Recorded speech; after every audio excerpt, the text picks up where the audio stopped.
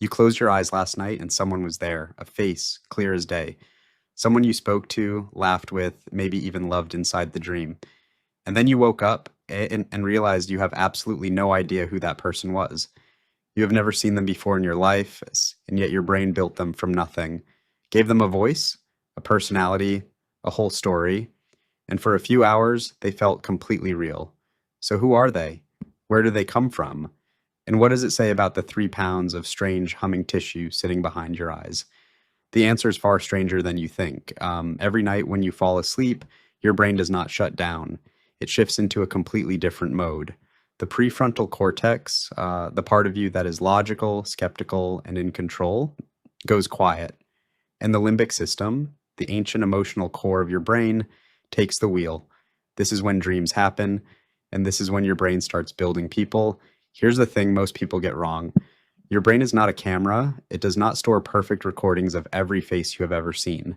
Instead, it stores fragments, pieces, a nose here, a jawline there, the color of someone's eyes from a stranger you passed on the street 3 years ago, the way someone's voice sounded at a party you barely remember attending.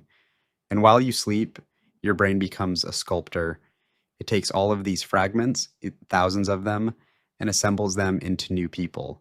People who have never existed, people who feel completely real because every single piece of them came from something real. Researcher Stephen LaBerge at Stanford University spent decades studying the dreaming brain and found that the visual cortex during REM sleep fires in patterns nearly identical to when you're actually seeing something with your eyes open. Your brain does not know the difference. It is not pretending.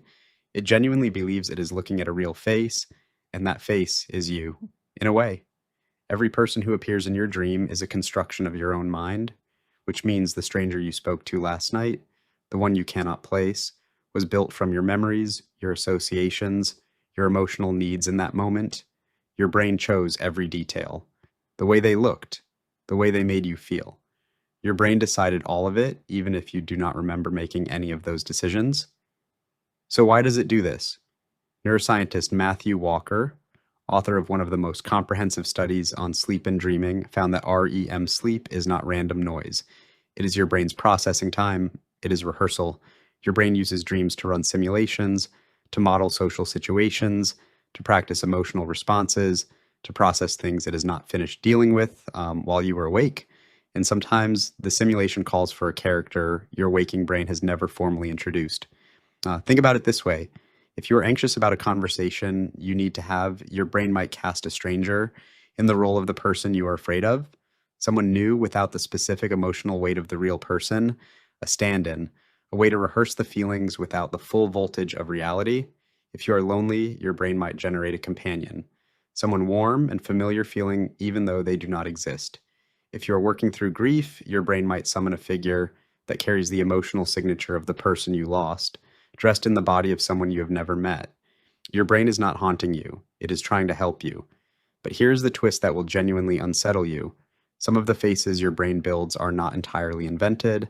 A 2011 study by researchers at the University of Dundee found that a significant number of faces that people reported as strangers in dreams were actually people they had briefly encountered in waking life, people they had zero conscious memory of.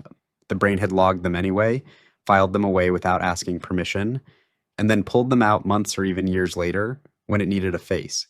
You might have walked past today's dream stranger in a supermarket last Tuesday. You might have scrolled past their face on a web page for 2 seconds. Your brain saw them, cataloged them, and you never knew.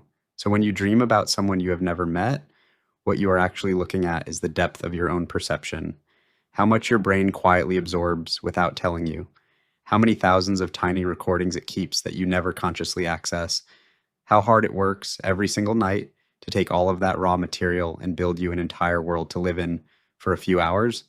The stranger in your dream is a mirror, made of fragments, made of people, made of you. Tonight, when you close your eyes again and someone appears, someone with a face you cannot place and a voice that feels oddly familiar, you will know exactly what is happening. Your brain is sculpting, your memories are the clay, and the stranger it builds is the most honest thing it knows how to show you. Now, here's something I want to ask you. Have you ever had a recurring stranger in your dreams?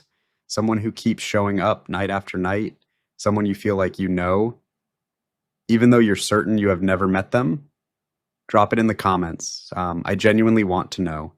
And if there's a daily why question that has been living in your head, something about the way your brain works, the way your body behaves, the strange things humans do without knowing why, send it my way. The next curious question might be yours. This is the Daily Why, and we will be back soon with another one. Hey, you are still here. That's great. Watch the next Curious Why video. Also subscribe if you like the work. Thank you for watching.